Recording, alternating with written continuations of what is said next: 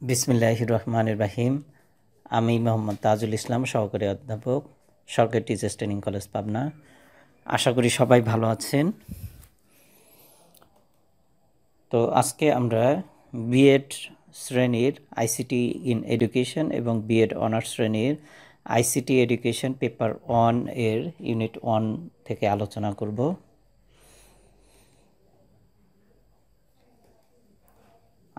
আজকের আলোচনার বিষয়বস্তু কি হতে পারে? ছবিটি দেখুন, ভাবুন এবং চিন্তা করে একটু বলেন যে কি হতে পারে।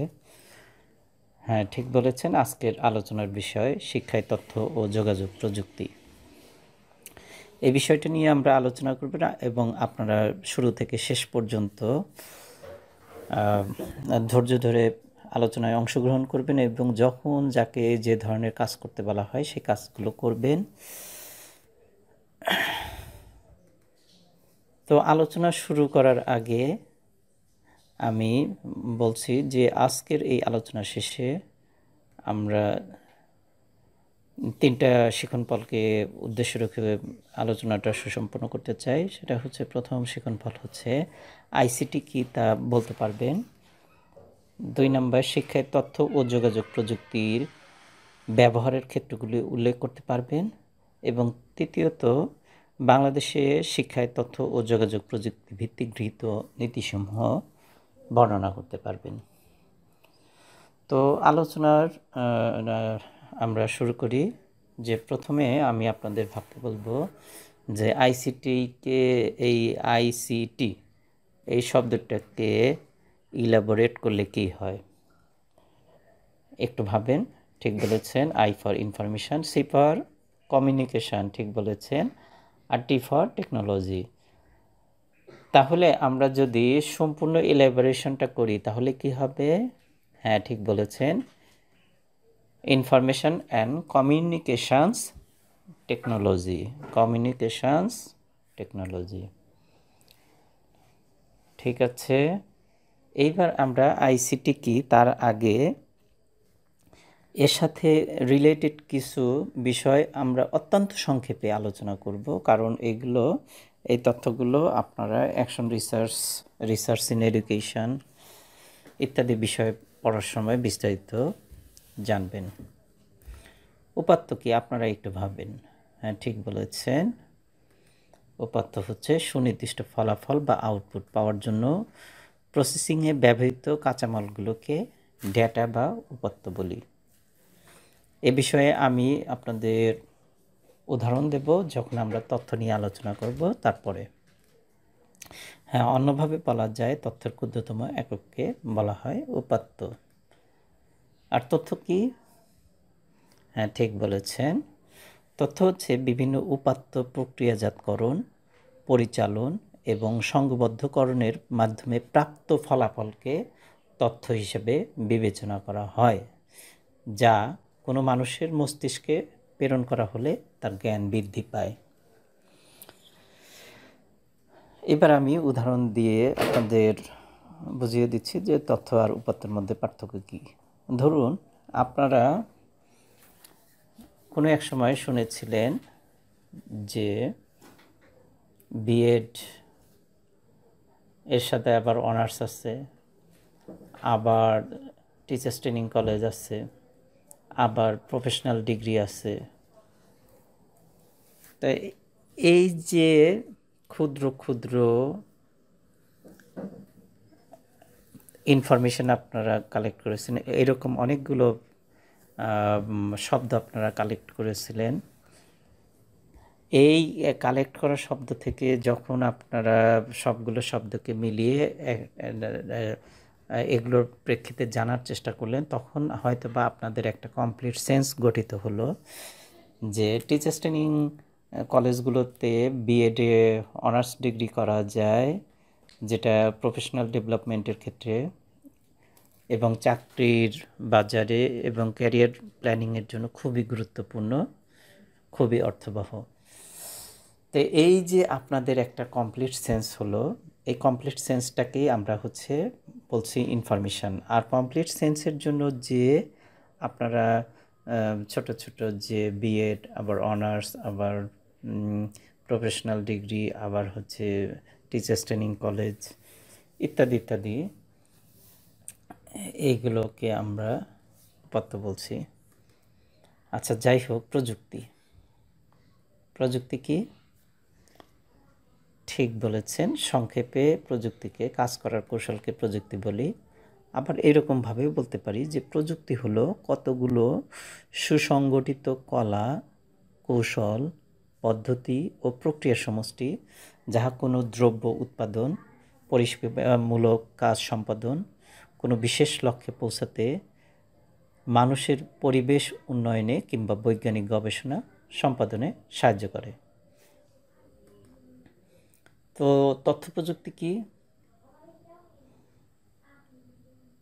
হ্যাঁ, আপনারা ঠিকই বলেছেন যে কম্পিউটার ও টেলিযোগাযোগ ব্যবস্থার মাধ্যমে যাবতীয় তথ্য সংগ্রহ, একত্রকরণ, সংরক্ষণ, প্রক্রিয়াকরণ ও বিনিময় বা পরিবেশন ব্যবস্থাকে তথ্য প্রযুক্তি বলে। যে কম্পিউটার এবং টেলিকমিউনিকেশন নেটওয়ার্ক বা সিস্টেম, এগুলোর মাধ্যমে আমরা ইনফরমেশন কালেক্ট করব, এগুলোকে সাম আপ করব, এগুলোকে আমরা অ্যানালাইসিস করে এখান থেকে আমরা সামারাইজ করে এগুলো আমরা যখন ব্যবহার উপযোগী হবে তখন ডিস্ট্রিবিউশন করব। এই ব্যবস্থাকে আমরা ইনফরমেশন টেকনোলজি বা তথ্য প্রযুক্তি বলছি। আর যোগাযোগ প্রযুক্তি কি? যোগাযোগ করার জন্য যে প্রযুক্তি, তাকে আমরা যোগাযোগ প্রযুক্তি সংক্ষেপে বলে থাকি। তো এখন এইটাকে এইভাবে বলা যায় যে প্রযুক্তির মাধ্যমে কোনো তথ্য এক স্থান থেকে অন্য স্থানে কিংবা এক কম্পিউটার থেকে অন্য কম্পিউটারে স্থানান্তরিত কিংবা একজনের ডেটা বা তথ্য অন্যের নিকট স্থানান্তরের প্রক্রিয়াকে যোগাযোগ প্রযুক্তি বলে। এখন computer to computer, computer to যে কোনো ইলেকট্রনিক ডিভাইস হোক, বা কম্পিউটার টু একজন ব্যক্তি বা একজন ব্যক্তি টু যে কোনো ইলেকট্রনিক ডিভাইস বা যে কোনো জায়গায় পৌঁছানোর যে প্রক্রিয়া, সেটাকে আমরা যোগাযোগ প্রযুক্তি বলছি। এবার আমরা আজকের যে শিক্ষণফল, যে তথ্য ও যোগাযোগ প্রযুক্তি কি, সেটা সংজ্ঞা নিরূপণের চেষ্টা করব।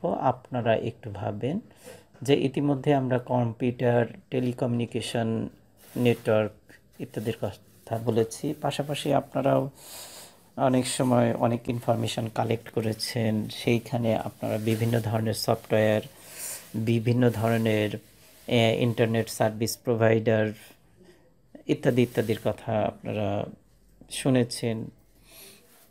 সবগুলোর আলোকে তথ্য ও যোগাযোগ প্রযুক্তি সংঘ কী হতে পারে সেটা একটু বলেন। হ্যাঁ, ঠিক বলেছেন। এবার আপনারা একটু মিলিয়ে নেন যে আপনাদের চিন্তাভাবনার সাথে মিল আছে কিনা।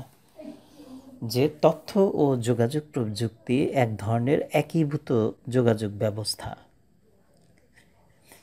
যা টেলিযোগাযোগ, কম্পিউটার নেটওয়ার্ক ও তার সাথে সংশ্লিষ্ট এন্টারপ্রাইজ সফটওয়্যার, মিডলওয়্যার, তথ্য সংরক্ষণ, অডিও ভিডিও সিস্টেম ইত্যাদি সমন্বয়ে গঠিত এমন এক ধরনের ব্যবস্থা যার মাধ্যমে একজন ব্যবহারকারীর খুব সহজে তথ্য গ্রহণ, সংরক্ষণ, সঞ্চালন ও বিশ্লেষণ করতে পারে। যে এটা একটা ইন্টিগ্রেটেড টেলিকমিউনিকেশন সিস্টেম।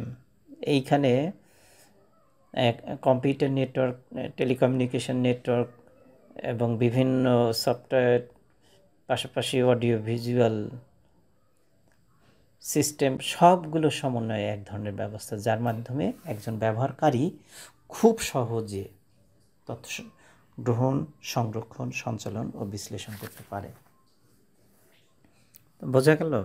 আরও যদি আমরা সহজ করে বলতে চাই তাহলে আমরা এইভাবে বলতে পারি যে তথ্য সৃষ্টি, তথ্য সংগ্রহ, তথ্য বিশ্লেষণ, প্রক্রিয়াকরণ, সংরক্ষণ এবং তথ্য বিস্তরণ কিংবা বিনিময়ের জন্য যে সকল প্রযুক্তি ব্যবহার করা হয় তাকেই তথ্য ও যোগাযোগ প্রযুক্তি বলে।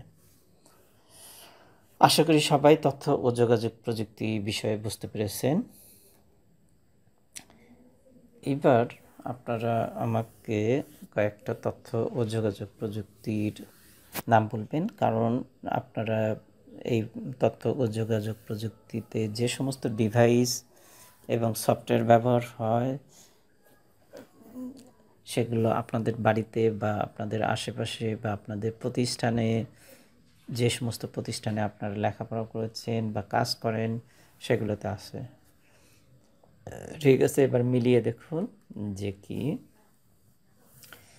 যে উপকরণের নাম হলো radio, television, telephone, mobile phone, computer, smartphone, internet, smart board, virtual platform, website, multimedia projector ইত্যাদি ইত্যাদি, আরও অনেক ইলেকট্রনিক ডিভাইস।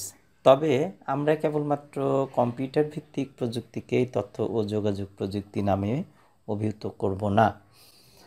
আমাদের 2010 সালে যে জাতীয় শিক্ষানীতি প্রণীত হয়েছিল সেখানে যেটা বলা হয়েছে যে তথ্য প্রযুক্তিকে শুধুমাত্র কম্পিউটারের মধ্যে সীমিত না রেখে mobile phone, radio, television, networking কিংবা সকল তথ্য সংগ্রহ, সংরক্ষণ ও প্রক্রিয়াকরণের ব্যাপক অর্থে ব্যবহার করার প্রয়োজনীয়তার উপর গুরুত্ব আরোপ করা হয়েছে। তাই আমরা তথ্য ও যোগাযোগ প্রযুক্তি কেবলমাত্র কম্পিউটার বেস টেকনোলজি বা ইন্টারনেট বেস টেকনোলজিকেই আমরা মিন করব না, আমরা এর সাথে আমাদের স্মার্টফোন, রেডিও, টেলিভিশন বা যে কোনো ধরনের নেটওয়ার্কিং কেউ আমরা তথ্য ও যোগাযোগ প্রযুক্তির সাথে অন্তর্ভুক্ত করতে চাই। এইবার আমরা আমাদের দ্বিতীয় শিক্ষণফল নিয়ে আলোচনা করব যে আমরা শিক্ষার কোন কোন ক্ষেত্রে আইসিটি ব্যবহার করে থাকি। আপনারা একটু ভাবেন, আপনাদের অভিজ্ঞতা আছে, আপনাদের টিচাররা অনেকেই বিভিন্নভাবে ক্লাস নিয়েছে এই আইসিটি প্রযুক্তি ব্যবহার করে, তার অভিজ্ঞতার আলোকে। হ্যাঁ, ভেবে দেখেন, আশা করি ভেবেছেন। এবার মিলিয়ে দেখেন যে একটা পয়েন্ট লেখা হয়েছে যে শিখন শেখানো কার্যক্রম পরিচালনা, যে টিচিং লার্নিং অ্যাক্টিভিটিসকে ফ্রুটফুল করার জন্য টিচাররা এইটা ব্যবহার করে থাকে। আবার একীভূত শিখন বান্ধব পরিবেশ সৃষ্টি, একীভূত শিখন বান্ধব পরিবেশ, এটা আমার ইউটিউব চ্যানেলে এ বিষয়ে বিস্তারিত লেকচার দেওয়া আছে, যে learning friendly environment for inclusive education, আপনারা এখানে পড়ে নেবেন। যে একটা শ্রেণীতে বিভিন্ন চাহিদার, বিভিন্ন সমস্যার, বিভিন্ন মেধার, বিভিন্ন অসুবিধাগ্রস্ত শিক্ষার্থী থাকবে, সকলের শিক্ষণোপযোগী পরিবেশ সৃষ্টি করে সবাইকে মানসম্মত শিক্ষায় শিক্ষিত করার জন্য প্রচুর পর্যাপ্ত ম্যাটেরিয়ালস দরকার, যে এক একজনের ডিমান্ড এক এক রকম, এবং সকলেই যাতে মানে ইনফরমেশনগুলো প্রপারলি বুঝতে পারে, এর জন্য কিন্তু আমাদের আইসিটির সহযোগিতা নিতে হয় একীভূত শিক্ষণ বান্ধব পরিবেশ সৃষ্টির জন্য। যে আর একটা কথা, যে পাঠকে তথ্যবহুল ও সহজবোধ্য করা, যে আমরা যখন শিক্ষকেরা ম্যানুয়ালি ক্লাস নেই তখন হয়তো বা বাস্তব উপকরণ এবং পাশাপাশি 3-4টে পোস্টার সর্বোচ্চ দেখাতে পারি, কিন্তু যখনই আমরা আইসিটি উপকরণ ব্যবহার করব তখন আমাদের সামনে আমাদের ইন্টারনেট বেস টেকনোলজি ইউজ করব, তখন কিন্তু যে এই লাইব্রেরি বলেন আর তথ্যসাগর বলেন, সব জায়গার থেকে আমরা image, video, information, text, audio ইত্যাদি ইত্যাদি অনেক ধরনের এক্সাম্পল শিক্ষার্থীদের সামনে উপস্থাপন করতে পারি, অনেক ধরনের অ্যানিমেশন উপস্থাপন করতে পারি, যা পাঠকে সহজবোধ্য করে দেয় নিরপেক্ষ মূল্যায়ন ব্যবস্থা এটা অনেক আগেই চালু হয়েছে উন্নত দেশে। যখনই আমরা আইসিটিকে মূল্যায়নের দায়িত্ব দেব তখন কিন্তু যে বায়াসনেস হওয়ার সম্ভাবনা মোটেও থাকবে না। শিক্ষার্থীদের রেকর্ড, প্রোগ্রেস রিপোর্ট বলেন আর হচ্ছে ইভ্যালুয়েশনের জন্য যে তার যে পারফরমেন্স বা হচ্ছে তার যে বিভিন্ন ধরনের অ্যাক্টিভিটিস, এটা আমরা আইসিটির মাধ্যমে খুব সহজে ব্যবহার করতে পারি। যে ভর্তি ব্যবস্থাপনা, আপনারা যারা এই বিএড শ্রেণীতে ভর্তি হয়েছেন, বিএড অনার্সে ভর্তি হয়েছেন, অনেক অনলাইনে আবেদন করে অনেকগুলো ধাপ অতিবাহিত করার পরেই কিন্তু আপনি ভর্তি হয়েছেন। অতএব শিক্ষা ব্যবস্থাপনার ক্ষেত্রেও আইসিটি ভূমিকা রাখে। পাঠ্য উপকরণ সরবরাহ, যে এখানে গুগল ড্রাইভ বলেন বা অনলাইনে আরও অনেক ভার্চুয়াল ড্রাইভ আছে, এইগুলো Google classroom, Google Meet, Zoom ইত্যাদি ইত্যাদির, মেসেঞ্জার ইত্যাদি ইত্যাদির মাধ্যমে কিন্তু শিক্ষক যে কোনো সময় তার শিক্ষার্থী যেখানেই অবস্থান করুক না কেন তার কাছে টিচিং ম্যাটেরিয়ালসগুলো পৌঁছাইতে পারে, সাপ্লাই দিতে পারে, সরবরাহ করতে পারেন। যে কোনো সময়ে এবং প্রয়োজনে বারবার শিক্ষণ সামগ্রী ব্যবহারের সুযোগ আছে ইন্টারনেট থেকে নামিয়ে। প্রতিবন্ধী শিক্ষার্থীদের জন্য সহায়ক শিক্ষা উপকরণ এবং এই আইসিটি প্রতিবন্ধী শিক্ষার্থীদের জন্য অনেক সফটওয়্যার নিয়ে এসছে। এর মধ্যে উল্লেখযোগ্য হচ্ছে এনভিডিএ, বেলটিএ, voice dream reader, text to speech, computer assisted language learning ইত্যাদি ইত্যাদি, যেগুলো অন্ধ বা শ্রবণ প্রতিবন্ধী বা কম মেধার শিক্ষার্থীদের জন্য অনেক বেশি সহায়ক। অনলাইন শিক্ষা কার্যক্রম, এটা আপনি পৃথিবীর যে কোনো স্থানে অবস্থান করে যে কোনো বিশ্ববিদ্যালয়ে অনলাইন শিক্ষা কার্যক্রম চালু থাকলে সেখানে পড়াশোনা করে কিন্তু সার্টিফিকেট অর্জন করতে পারেন। আর শিক্ষা ব্যবস্থাপনা, শিক্ষা মনিটরিং ইত্যাদি বিষয়গুলো কিন্তু আমরা এখন আইসিটির মাধ্যমে করে থাকি। যেমন বাংলাদেশ সরকারের এমএমসি ওয়েবসাইট আছে, এখানে এখন এই ওয়েবসাইটের মাধ্যমে ড্যাশবোর্ডের থেকে কোন স্কুল কি কতগুলো অনলাইন ক্লাস নিল বা হচ্ছে মাল্টিমিডিয়া ক্লাস নিল বা হচ্ছে কমিউনিকেশন, মেইলিং করা, রিপোর্ট প্রদান করা ইত্যাদি কিন্তু এক নজরে দেখে সিদ্ধান্ত, ডেটা কালেকশন করে সিদ্ধান্তগুলো নিতে পারছি। যাই হোক, এইবার আমরা এই যে ব্যবহার আইসিটি, এই ব্যবহারিক দিকসমূহকে আমরা 3টা ক্ষেত্রে বিভক্ত করব। আপনারা একটু ভাবেন, ভেবে একটু বলেন যে দিক 3টা কী হতে পারে।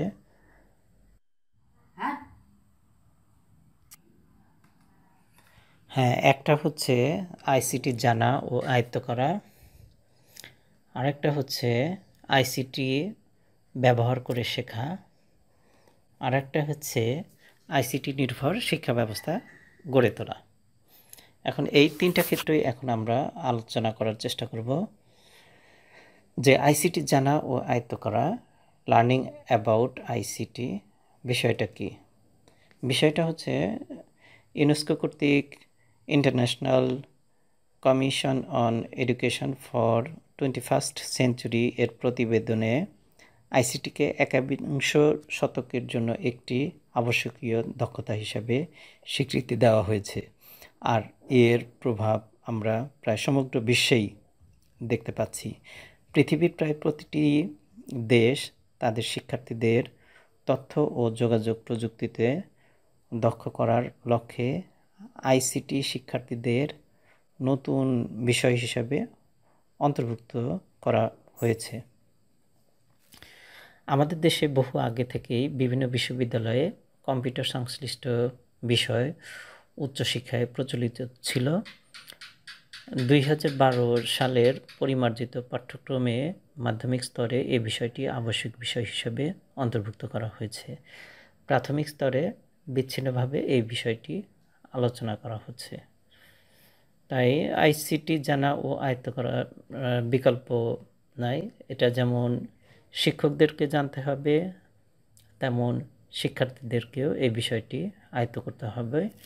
এই বিষয়গুলো সম্পর্কে আমাদের নীতিমালা অংশে আমাদের নীতিমালা কি বলে সেটা আমরা পরবর্তীতে দেখব। আর একটা হচ্ছে আইসিটি ব্যবহার করে শেখা, লার্নিং উইথ আইসিটি, যে শিক্ষণ কার্যক্রমকে তত্ত্ববহুল, সহজবোধ্য, সার্থক, ফলপ্রসূ, আনন্দদায়ক, সার্বজনীন ইত্যাদি করার সুযোগ সৃষ্টি করেছে আইসিটি। স্বাভাবিক শিক্ষার্থী, সমস্যাগ্রস্ত শিশু, পিছিয়ে পড়া শিক্ষার্থী, বিশেষ চাহিদা সম্পন্ন শিক্ষার্থী, প্রাথমিক বিদ্যালয়ের শিক্ষার্থী কিংবা উচ্চ শ্রেণীর শিক্ষার্থী সকলের জন্যই আজ আইসিটি শিক্ষার অপার সম্ভাবনার দ্বার উন্মোচন করে দিয়েছে। শ্রেণীকক্ষে বসে কিংবা শ্রেণীকক্ষের বাহির থেকে আইসিটি প্রযুক্তি ব্যবহার করে শিক্ষার্থীরা যে কোনো দেশে জ্ঞান আহরণ করছে। বিভিন্ন website, YouTube, Facebook, Twitter, radio, television ইত্যাদির সাহায্যে সকল ধরনের শিক্ষার্থীরাই শিক্ষা গ্রহণ করতে পারছে। এনভিডিএ, ব্রেইলটি, Chrome, Vox, voice, dream reader, text to speech, computer assisted language learning ইত্যাদি সফটওয়্যার প্রতিবন্ধী শিক্ষার্থীদের শিক্ষা বিস্তারে অত্যন্ত গুরুত্বপূর্ণ ভূমিকা পালন করে চলেছে। তাই বলা যায় শিক্ষা বিস্তারে আইসিটি গুরুত্বপূর্ণ ভূমিকা পালন করে চলছে। আইসিটি ব্যবহার করে শেখায়। এখন আমরা এই কোভিড-19 সিচুয়েশনে আমরা অনলাইন ক্লাসের মাধ্যমে, অনলাইন স্কুল পরিচালনা করার মাধ্যমে আমরা কিন্তু আমাদের শিক্ষণ কার্যক্রমগুলো অব্যাহত রেখে যাচ্ছি। আর একটা আইসিটি নির্ভর শিক্ষা ব্যবস্থা গড়ে তোলা। এখানে এই প্রসঙ্গে আমরা বলতে পারি এইরকম যে কোনো সময় যে কোনো স্থানে যে কেউ আইসিটি প্রযুক্তি ব্যবহার করে শিক্ষা গ্রহণ করতে পারে। শিক্ষার্থীরা বিভিন্ন website, video conferencing, email, drive sharing, virtual drive, virtual library, virtual learning environment ইত্যাদি প্রযুক্তির মাধ্যমে পৃথিবীর যে কোনো স্থানে বসে চাইলেই শিক্ষণ কার্য সম্পাদন করতে পারে। বর্তমানে কোভিড-19 পরিস্থিতিতে বিশ্বের প্রায় সকল দেশ অনলাইনে শিক্ষা কার্যক্রম চালিয়ে যাচ্ছে।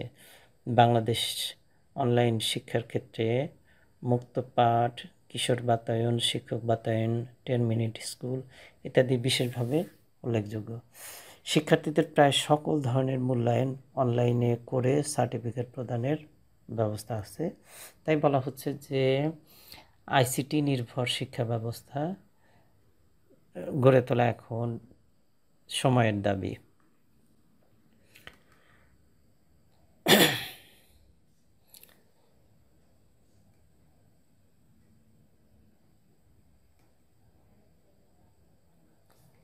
এখন আমরা জাতীয় শিক্ষানীতি 2010 অনুসারে কি বলা হয়েছে আমরা একটু দেখি। যে আধুনিক যুগের সবচেয়ে গুরুত্বপূর্ণ বিষয় হিসেবে স্থান করে নিয়েছে প্রযুক্তি। শিক্ষার অবিচ্ছেদ্য অংশ হিসেবে বিশেষ করে কম্পিউটার ও তথ্য প্রযুক্তি আধুনিক যুগের সবচেয়ে গুরুত্বপূর্ণ অবস্থান রয়েছে। আমাদের শিক্ষা ব্যবস্থায় তা অগ্রাধিকার হিসাবে বিবেচনা করতে হবে। মোট কথা, সকলের জন্য মানসম্মত শিক্ষা, আধুনিক ও যুগোপযোগী শিক্ষা, কম্পিউটার সহ আধুনিক প্রযুক্তি ও তথ্য প্রযুক্তি ভিত্তিক শিক্ষা লাভ এবং তা আয়ত্ত ও প্রয়োগ করা সর্বাধিক গুরুত্বপূর্ণ।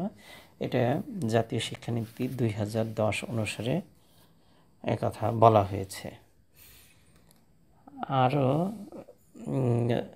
আইসিটি শিক্ষার উদ্দেশ্য সম্পর্কে জাতীয় শিক্ষানীতি 2010-এ বলা হয়েছে, প্রাথমিক, মাধ্যমিক, বৃত্তিমূলক ও কারিগরি শিক্ষার ক্ষেত্রে যে শিক্ষার একেবারে প্রাথমিক স্তর থেকে কম্পিউটারকে শিক্ষাদানের উপকরণ হিসেবে ব্যবহার করা হবে।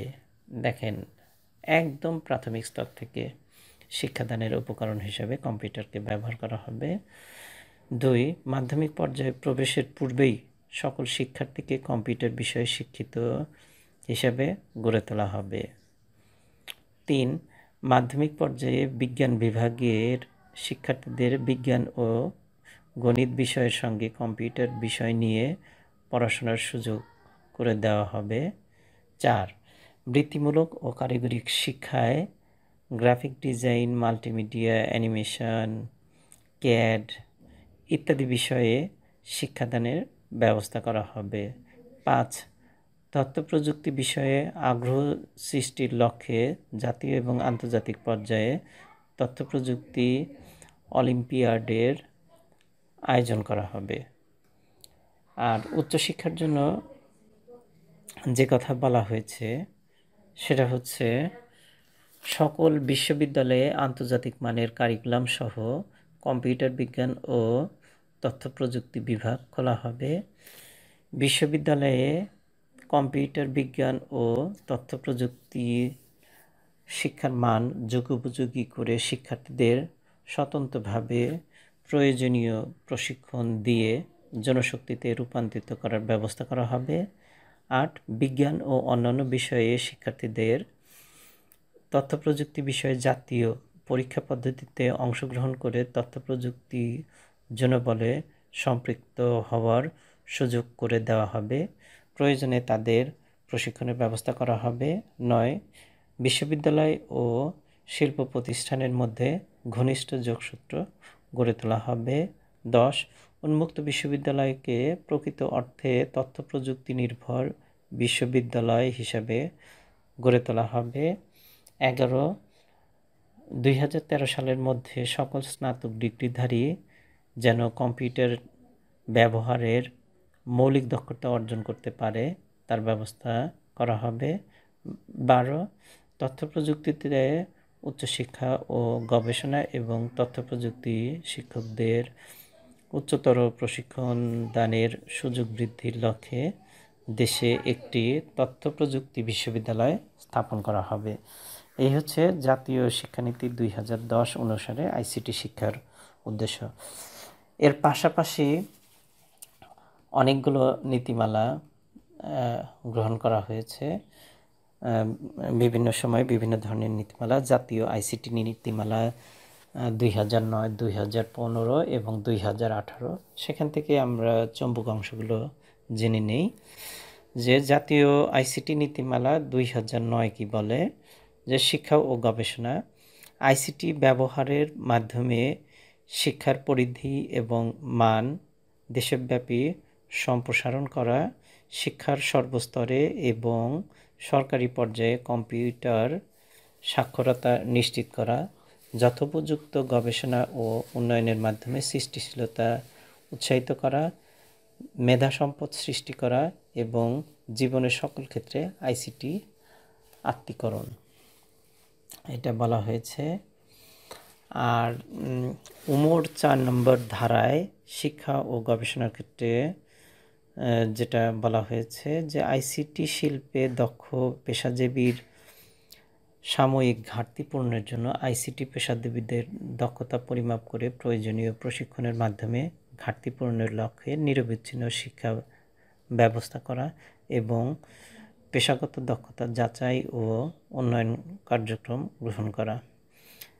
4-2 পাঠ্যসূচিকে বাজারের চাহিদার সাথে সামঞ্জস্য করতে শিক্ষা প্রতিষ্ঠান এবং শিল্প প্রতিষ্ঠানের মধ্যে ঘনিষ্ঠ সহযোগিতায় উৎসাহিত করা, ইত্যাদি ইত্যাদি ইত্যাদি। এবার আমরা আইসিটি জাতীয় নীতিমালা 2015 এখানে যেটা বলা হয়েছে, গণিত বিজ্ঞান এবং ইংরেজি শিক্ষার প্রতি বিশেষ গুরুত্ব দিয়ে সকল স্তরে শিক্ষার মান ও পরিসর বৃদ্ধি করা, পাঠ্যসূচিকে বাজারের চাহিদার সাথে সামঞ্জস্যপূর্ণ করতে শিক্ষা প্রতিষ্ঠান এবং শিল্প প্রতিষ্ঠানের মাধ্যমে সহযোগিতা বৃদ্ধি, প্রাথমিক ও মাধ্যমিক শিক্ষা এবং কারিগরি ও বৃত্তিমূলক শিক্ষা ও প্রশিক্ষণে আইসিটি কোর্স অন্তর্ভুক্ত করে দেশব্যাপী আইসিটি সাক্ষরতা সম্প্রসারণ করা, উচ্চতর পর্যায়ে আইসিটি শিক্ষা ও গবেষণা পরিচালনার জন্য দীর্ঘমেয়াদী অর্থায়নের মাধ্যমে একটি আইসিটি সেন্টার অফ এক্সেলেন্স প্রতিষ্ঠা করা ইত্যাদি ইত্যাদি বলা হয়েছে। এবং জাতীয় আইসিটি নীতিমালা, মানে সর্বশেষ আইসিটি নীতিমালা 2018-র দিকে আমরা তাকালে দেখতে পাবো, এখানে 3-4 ধারায় শিক্ষা গবেষণা এবং উদ্ভাবন এই শিরোনামে যেটা বলা হয়েছে 3.4.1-এ, যে তথ্য প্রযুক্তি শিক্ষাকে প্রাথমিক স্তর থেকে শিক্ষার সকল স্তর ও সকল ধারার কার্যক্রমে অন্তর্ভুক্তকরণ ও নিয়মিত যুগোপযোগীকরণ। 3.4.2 শিক্ষার সকল স্তরে শিখন শেখানো কার্যক্রমে তথ্য প্রযুক্তি ব্যবহার করার লক্ষ্যে কার্যক্রম গ্রহণ। 3.4.3 কর্মসংস্থানের চাহিদার সাথে সামঞ্জস্য রেখে পাঠ্যসূচিকে হালনাগাদকরণ এবং শিক্ষা প্রতিষ্ঠান ও তথ্য প্রযুক্তি শিল্প প্রতিষ্ঠানের মধ্যে পারস্পরিক সহযোগিতা বৃদ্ধিকরণ। 3.4.4 গবেষণা ও উদ্ভাবনী কার্যক্রমের পরিবেশ সৃষ্টি এবং প্রয়োজনীয় প্রণোদনার ব্যবস্থা গ্রহণ। এরপরের ধারায় বলা হয়েছে তথ্য প্রযুক্তি সংশ্লিষ্ট বিষয়ে গবেষণা কার্যক্রম পরিচালনার ব্যবস্থা গ্রহণ এবং শিক্ষা প্রতিষ্ঠান ও তথ্য প্রযুক্তি শিল্পের মধ্যে পারস্পরিক সহযোগিতা বৃদ্ধিকরণ। পরের ধারায় বলা হয়েছে গবেষণা ও উদ্ভাবনের মাধ্যমে সৃষ্ট পণ্য ও সেবাকে প্রয়োজনীয় বাজারজাতকরণের ব্যবস্থা গ্রহণ। বিদ্যমান উদ্ভাবনসহ সকল নতুন উদ্ভাবনসমূহের মেধাস্বত্ব সৃষ্টি ও সংরক্ষণের ব্যবস্থা। বিশেষায়িত শিক্ষায় আইসিটি ব্যবহার নিশ্চিতকরণ। শিক্ষা প্রশাসন ও ব্যবস্থাপনায় তথ্য ও যোগাযোগ প্রযুক্তির কার্যকর ব্যবহার নিশ্চিতকরণ ইত্যাদি বলা হয়েছে। যাই হোক, আমরা 2009, 2015 এবং 2018-র আইসিটি নীতিমালাগুলো আলোচনা করলাম। আশা করি আপনারা শিক্ষায় তথ্য ও যোগাযোগ প্রযুক্তির প্রয়োজনীয়তা আপনারা বুঝতে পেরেছেন। যে সরকার চাচ্ছে এবং সরকার বিভিন্ন ধরনের আইসিটি বেস অবকাঠামো তৈরি করছে এবং কারিকুলামে এ ধরনের কত পরিবর্তন নিয়ে আসছে। 2010-এর শিক্ষানীতি বলুন আর আইসিটি নীতিমালাগুলো